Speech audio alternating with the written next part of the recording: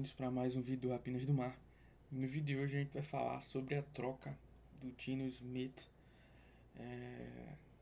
Agora são exatamente 8h25, quase 24 horas de quando aconteceu a troca. Então já deu para baixar um pouquinho os ânimos, né? Tem que pensar um pouco mais com mais calma, né? O João anunciou ontem um vídeo já para vocês terem a notícia, não perderem. E aí eu quis gravar a minha visão, porque eu acho que tem motivos que Seattle acertou e motivos que Seattle errou nessa troca. Vamos lá. Lembrando para você que não é inscrito no canal, se inscrever, deixar o like e ainda tem o hype. Não custa nada, né? É de graça e ajuda bastante o canal. Beleza? Vamos lá. Por que Seattle acertou na troca de Geno? É bem simples. Primeiramente porque ele pediu. No começo, quando foi noticiado, a gente não tinha essa informação. Mas com o passar da noite aqui no Brasil, né, foram se descobrindo mais reportes. E aí teve a informação que o Geno teria solicitado na última quinta-feira a troca, porque ele estava em negociações com Seattle. E ele está procurando um contrato de 45 milhões, enquanto Seattle estava oferecendo algo na casa dos 35 milhões. Então, assim, é uma discrepância de 10 milhões, tipo, bem distante. E aí, como o Seattle não chegou no número que ele queria, ele pediu para ser trocado.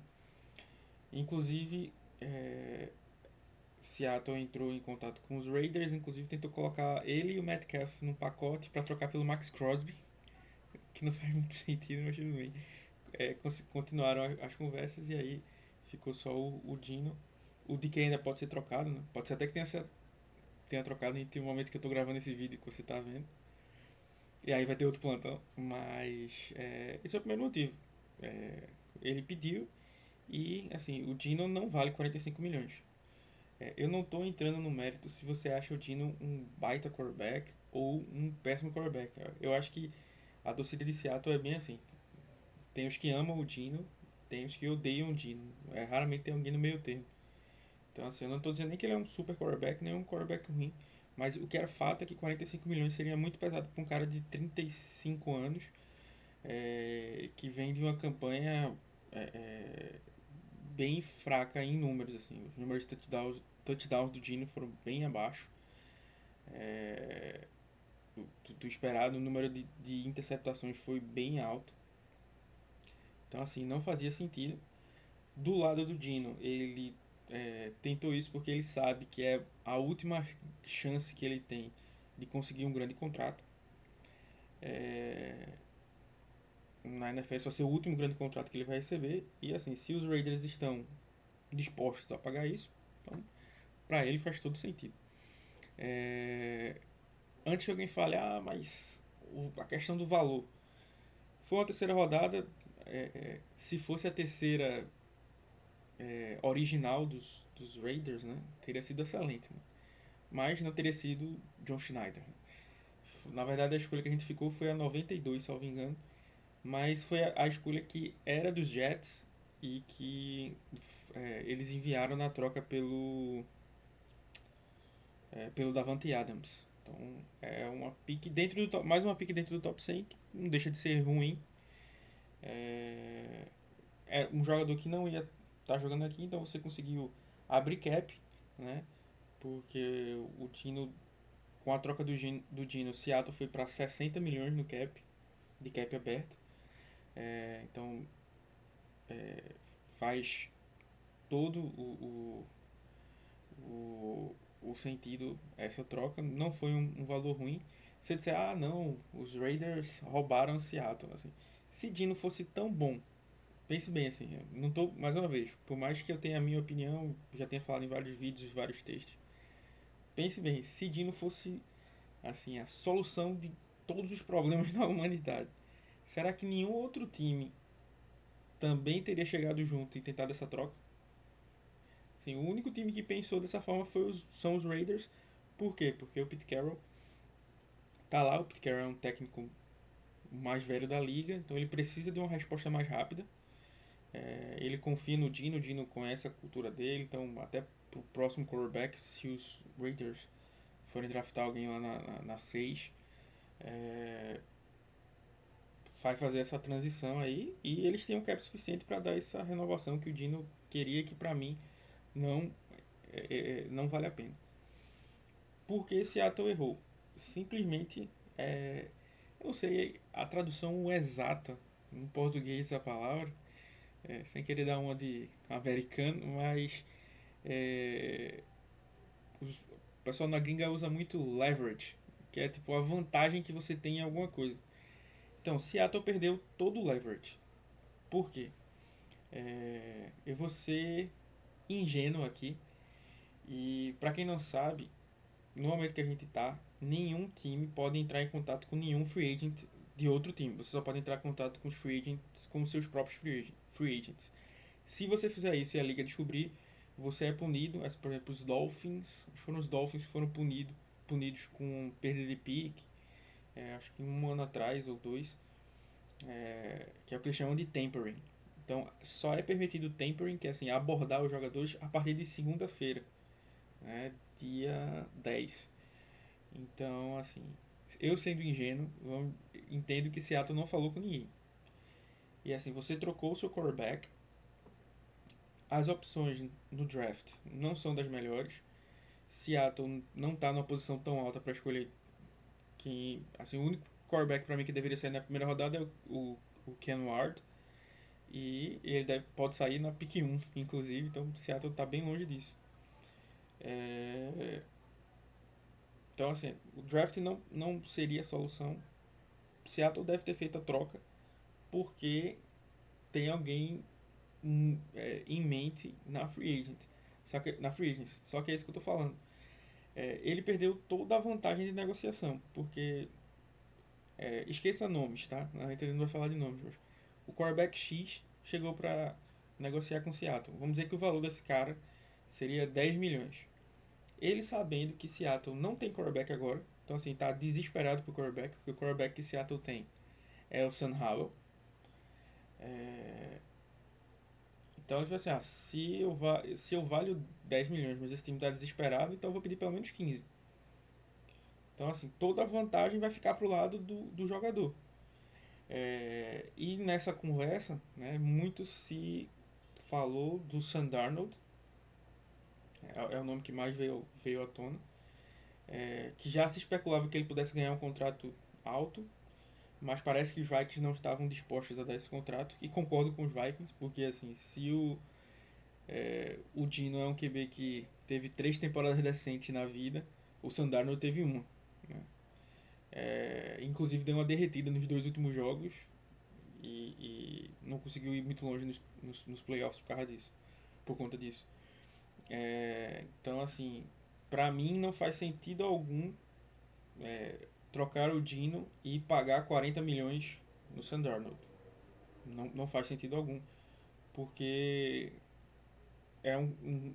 não é nem o mesmo quarterback, consegue ser um quarterback pior. E como eu já disse pra vocês várias vezes, eu não sou fã do Dino, né?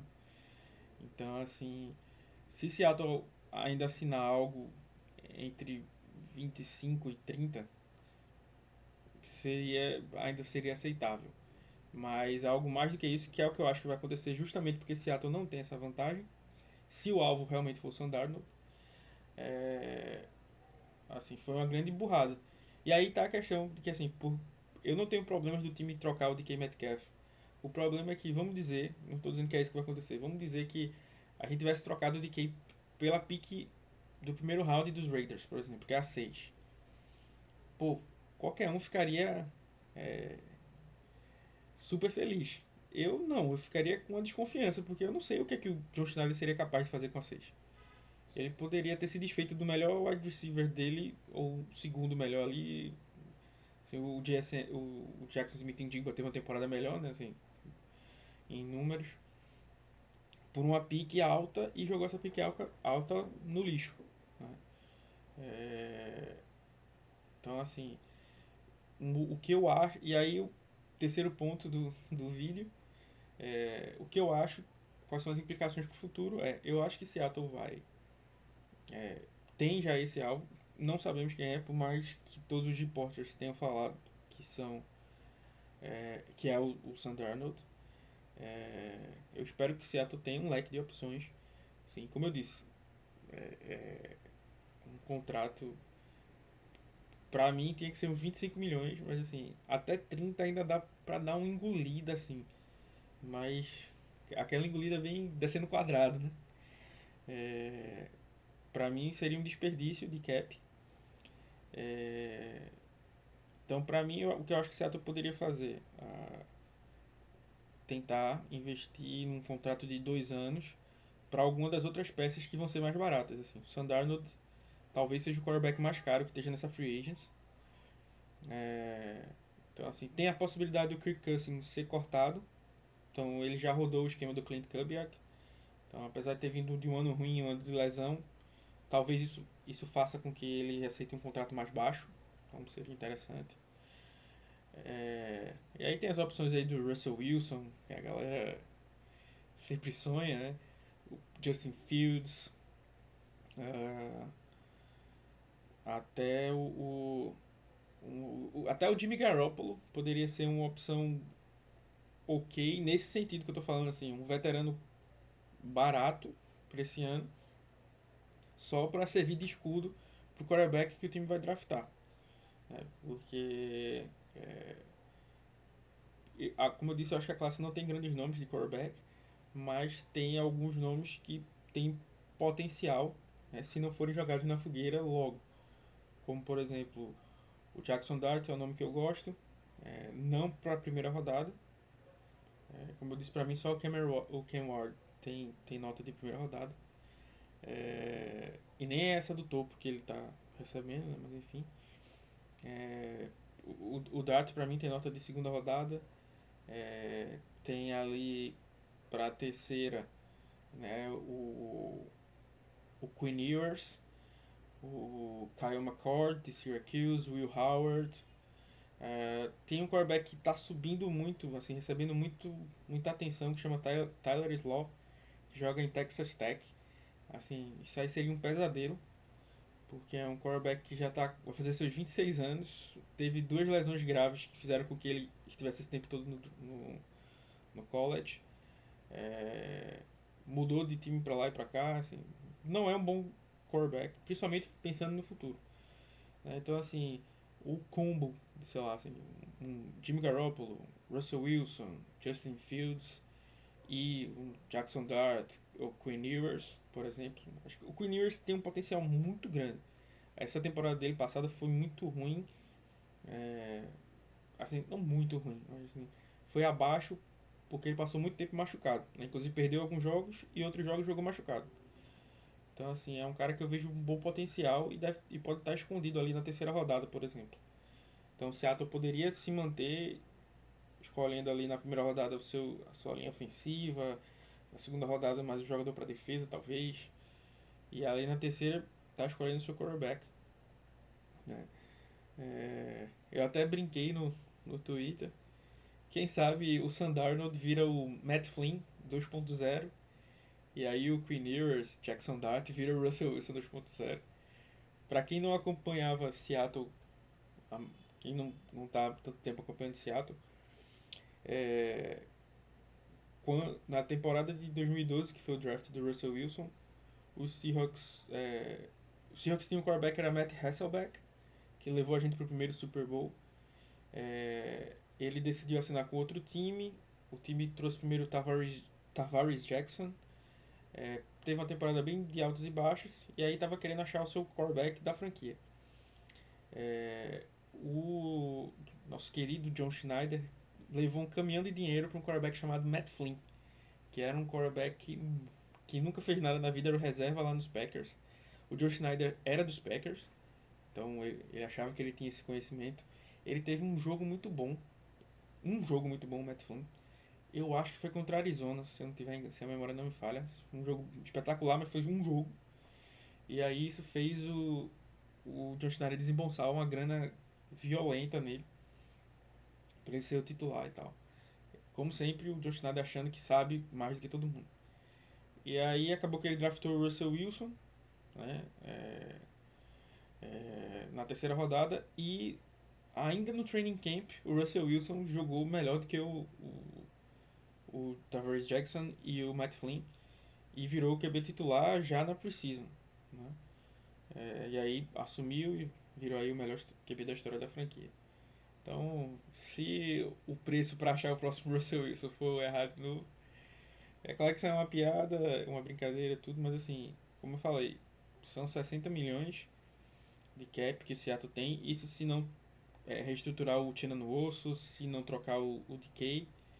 Se fizer isso, ainda pode arrumar mais grana.